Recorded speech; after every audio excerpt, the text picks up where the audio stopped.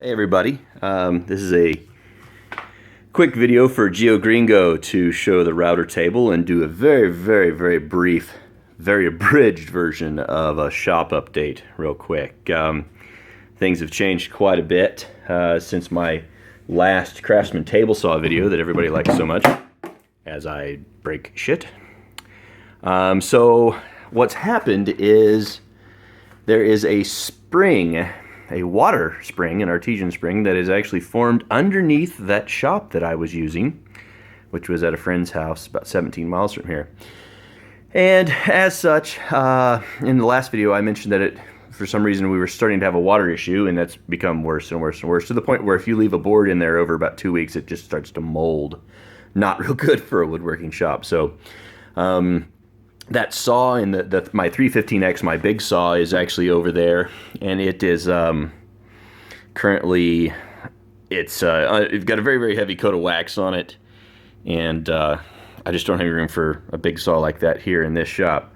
But once we I get things changed around a little bit and get a bigger shop, I'll get it moved over here. So this is my new saw here that I picked up, $75 buy on Craigslist. Just had the standard stamped wings in it, and I tore it all apart and did a full rebuild. And I've actually got video coming on this one about the full rebuild, and how to do everything, tear it all the way down, polish the trunnions and the swivel arms and all of that, and actually make this thing, I can raise and lower this thing and change the angle with just 2 fingers, and that really makes a difference here. So I'm right in the middle of doing a bunch of cabinetry work for my bar that I'm building downstairs, which is going to look like this. So this is the wine cabinet here. I'm doing a bunch of that. I'm hoping to have that for the most part wrapped up in the next week or two. I should really start doing more videos about this stuff, but just, gosh, the time, it takes 3 or 4 times longer to actually make a video about something you're doing than it does to just do it. But I do have a bunch of still images that maybe I could sit down when it gets colder here this winter and just clip together in voiceover like I did on the last table saw video. Well, anyway, so this is the Delta T36-30 or something like that, the 30-inch fence. I'm not super pleased with it. I'll do a full review of it at some point. There's lots of things I don't like about it, but I did spring for the full digital, the Wixie digital system. It's hard to read, but I absolutely love it. The thing that I hate the most about this is you got to clamp it down. A lot of people complain about it being the Wixie, but it's not. When you move this fence, you got to clamp it down.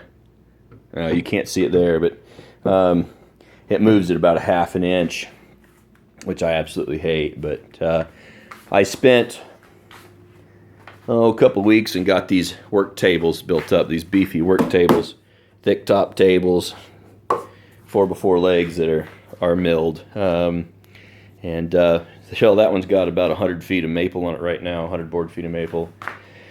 They roll around. They're set up right now so I can cut full sheets of plywood on my own, which is nice. And when I need to move something, I just wheel them out in the garage and move stuff around in here. So you see back there on one of my other table saws, there's some clamps, parallel clamps. I spent 2 months and built a few parallel clamps, and these are kind of my baby right now. I'm really loving them. Definitely love having 34 nice big parallel clamps. So real quick, this is a 113 that I just picked up for my brother. Going to get it all rebuilt and give it to him for Christmas. This is a 1987. This one over here is a 1985. And then here is my router table, GeoGringo. This is what I'm talking about. I've got a 24-inch table and a 24-inch router table. Now this had the goofy legs on it before, and I just ripped those off, just took them off, they unbolted, and it clamps right to the top of this. So this is what I mean by I use it. This is what I mean by I use it as a shaper. So there's nothing over here, nothing over there.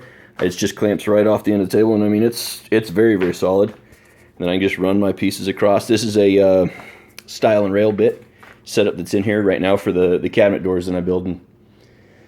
So I did a full French cleat system all the way across every little spot that I've got stuff going in. This cabinet up here, or this shelf system that's up here, I'm actually going to duplicate this and make it go all the way across, and then build one of these that's bigger for this area down here and make it go all the way across as well. Try to get that all set up. So I'm doing a lot of planing.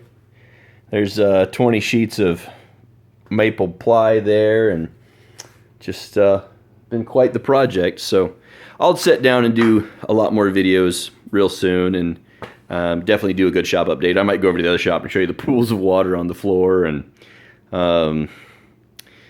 go through and talk about some of these other tools and the things I've done. There is a video coming soon. I don't know when I can get it put together, but it'll be of this saw completely tearing it down and rebuilding it from scratch. I mean, new bearings and everything. These two tabletops will actually have steel on them, 16 gauge steel.